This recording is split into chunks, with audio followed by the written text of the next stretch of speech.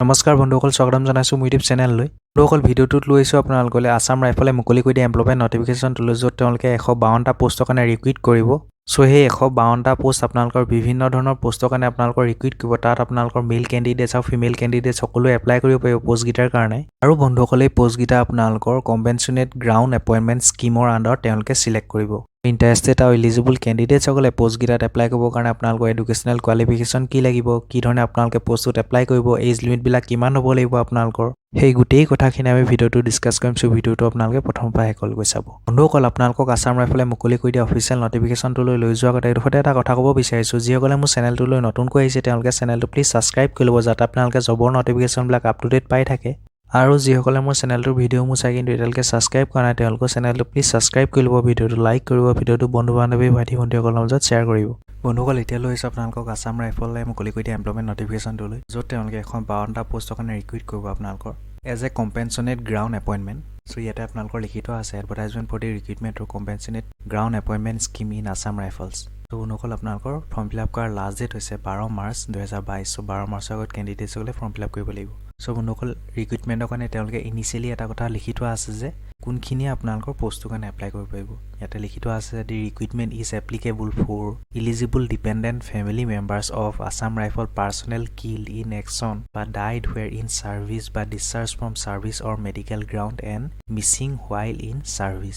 আসাম ৰাইফলৰ যিসকলৰ family members আপোনালোকৰ কোনোবা যদি ছাৰ্ভিচৰ টাইমত ঢুকাইছিলে বা আপোনালোকৰ কোনোবা যদি মিছিং হৈ আছে, ঠিক আছে, সেই তেনেকুৱা পৰিয়ালৰ লোকৰ কেণ্ডিডেটসকলে এই পোষ্টকেইটাৰ কাৰণে এপ্লাই কৰিব পাৰিব। চ' বন্ধুসকল ইয়াতে আপোনালোকৰ লিখি থোৱা আছে offline or through email applications are invited from eligible candidates from across the country for enrollment in the Assam rifle under the compassionate ground appointment scheme. The recruitment rally will be tentatively be held from আপোনালোকৰ 2 March 2022 আপোনালোকৰ tentative এটা date দি থোৱা আছে, তাতে আপোনালোকৰ rally হ'ব। Onwards at headquarter director general Assam rifle Shillong মেঘালয়ত হ'ব, ঠিক আছে। চ' বন্ধুসকল এতিয়া চাওকচোন তেওঁলোকে মুকলি দিয়া ট্ৰেডসমূহ আপোনালোকৰ বা পোষ্টসমূহ কি কি মুকলি কৰিছে তেওঁলোকে। চ' আপোনালোকৰ পোষ্টকেইটাৰ এগেইনষ্টত কিমান ভেকেঞ্চিজ আছে সেইখিনি লিখি থোৱা আছে, মই আপোনালোকক এবাৰ কৈ দিছোঁ। Assam rifle general duty for male and both female 94টা পোষ্ট আছে। Havildar clerk for male and female 4টা পোষ্ট আছে। Warrant officer radio' mechanic only male candidate 4টা পোষ্ট আছে। Havildar operator radio' and line only male candidate 37টা পোষ্ট আছে। Riflemen armour male কেণ্ডিডেটছৰ কাৰণে 2টা পোষ্ট আছে। ৰাইফলমেন লেবৰেটৰী এছিষ্টেণ্ট মেল কেণ্ডিডেটছৰ কাৰণে 1টা পোষ্ট আছে। ৰাইফলমেন নাৰ্ছিং এছিষ্টেণ্ট মেল কেণ্ডিডেটছৰ কাৰণে 5টা পোষ্ট আছে। ৰাইফলমেন ৱাছাৰমেন মেল কেণ্ডিডেটছৰ কাৰণে 4টা পোষ্ট আছে। ৰাইফলমেন AYA অনলি ফিমেল কেণ্ডিডেটছৰ কাৰণে 1টা পোষ্ট আছে। টোটেল 152টা পোষ্ট তেওঁলোকে ৰিক্ৰুইট কৰিব as a compassionate ground appointment, ঠিক আছে। চ' বন্ধুসকল মই আপোনালোকক অলৰেডি জনালোঁ যে কি হ'ল কেণ্ডিডেটছে এই পোষ্টকেইটাৰ কাৰণে এলিজিবিলিটি হ'ব। আকৌ এবাৰ কৈ দিছোঁ আপোনালোকক, ইয়াত লিখি থোৱাই আছে only one dependent family member of Assam rifle personal who were killed in action or died while in service, discharged from service on medical grounds and missing while in service are eligible to apply for the compensate ground appointment. So এই candidates সকলেহে আপোনালোকৰ পোষ্টকেইটাৰ কাৰণে eligibility হ'ব।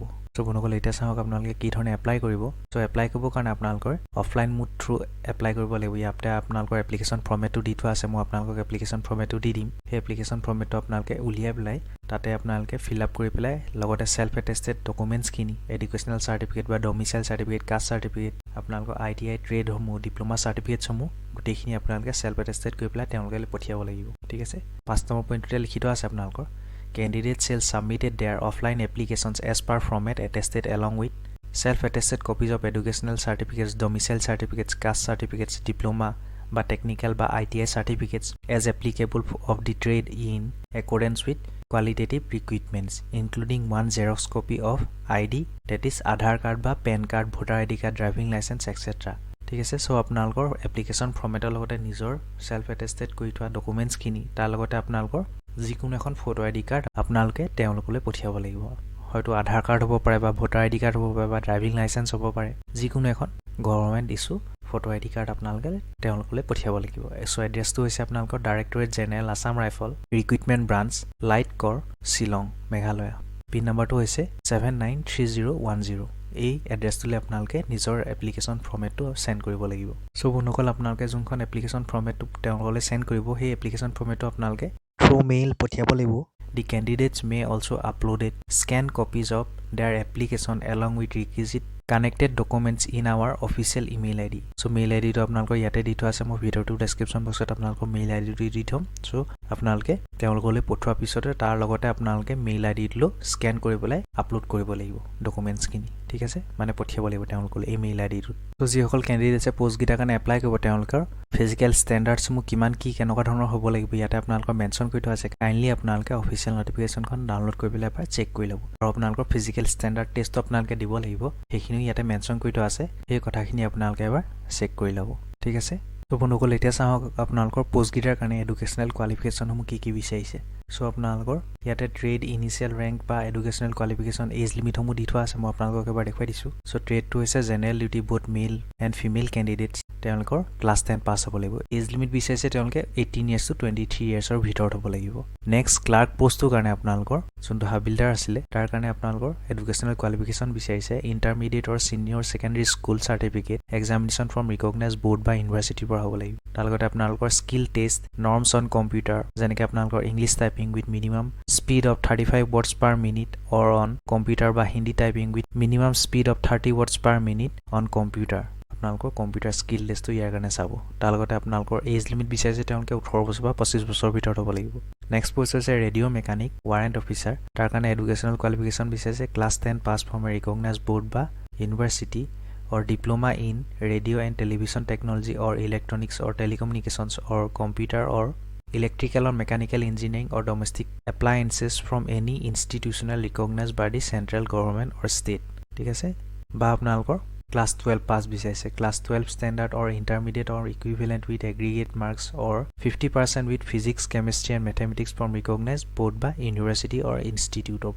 passed out হ'ব লাগিব so পোষ্টত apply কৰিব কাৰণে আপোনালোকৰ এজ লিমিট বিচাৰিছে 18 years to 25 years of ভিতৰত so next post হৈছে radio operator and line so ইয়াৰ কাৰণে এডুকেশনাল কোৱালিফিকেশন বিচাৰিছে class 10 pass from recognized board by institute of তাৰ লগতে আপোনালোকৰ ITI passed out হ'ব লাগিব in radio and television or electronics trade to লৈ পেলাই আপোনালোকে বা আপোনালোকৰ class 12 pass হ'ব লাগিব or equivalent with physics chemistry mathematics as a subject of study from a recognized board by university passed out হ'ব লাগিব পোষ্টত এপ্লাই কৰিব কাৰণে আপোনালোকৰ এজ লিমিট বিচাৰিছে 18 to 25 years so next post হৈছে আৰ্মাৰ ৰাইফলমেন ইয়াৰ কাৰণে আপোনালোকৰ এডুকেশনাল কোৱালিফিকেশন বিচাৰিছে ক্লাছ 10 পাস এপ্লাই কৰিব কাৰণে মেক্সিমাম এজ লিমিট হৈছে 18 to 23 ইয়াৰ্স নেক্সট পোষ্ট হৈছে ল্যাব এসিস্ট্যান্ট সো ইয়াৰ কাৰণে আপোনালোকক এডুকেশনাল কোৱালিফিকেশন বিচাৰিছে class 10 pass with English maths science and biology from a recognised board age limit হৈছে আপোনালোকৰ 18 to 23 years so next post হৈছে nurse assistant ইয়াৰ কাৰণে এডুকেশনাল কোৱালিফিকেশন বিচাৰিছে class 10 pass with English mathematics and science with biology from a recognised board apply কৰিব কাৰণে maximum age limit হৈছে 18 to 23 years